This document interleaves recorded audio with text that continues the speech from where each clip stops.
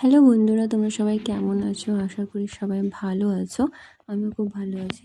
তো আজকে বুধবার, আমি অফিসে যাওয়ার জন্য রেডি হচ্ছিলাম। তো বুধবার বেসিক্যালি আমি গ্রিন কালারেরই ড্রেস পরার চেষ্টা করি, কারণ গ্রিনটা বুধকে প্রেজেন্ট করে। তো তোমরাও কি এটা মানো? যদি মানো তাহলে আমাকে কমেন্টে জানিও। আমি ডেইলি বেসিসে অফিসে যাওয়ার জন্য মেকআপ করি না, কারণ মেকআপ করলে স্কিনটা খারাপ হয়ে যায়।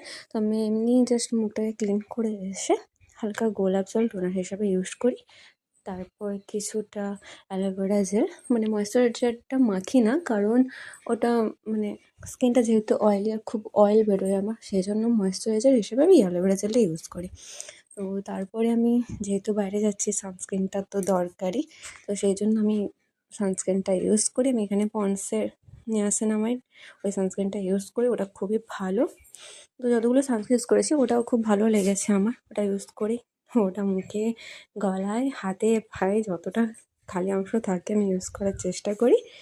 তো তারপর এমনি লিপস্টিক আর আইলাইনার যদি হয় তো এইটুকুই। আর ব্লাজার হিসেবেও আমি লিপস্টিকটাকে ইউজ করি, কারণ মধ্যবিত্ত ফ্যামিলিতে আলাদা করে আবার ব্লাউজার কিনে আনা ওটা একটা চাপের বিষয়। তো ওটাতে আবার লোক ভাবে, ও মা গো, টুরু বড় লোক। তো সেই জন্য আমি একটা লিপস্টিক দিয়ে ওই ঠোঁটে লাগাই, আর একটা যে কোনো একটা লিপস্টিক ব্লাজার হিসেবে ইউজ করে নিই। তো তোমরা কে কে আমার মতো মেকআপ করতে পছন্দ করো না?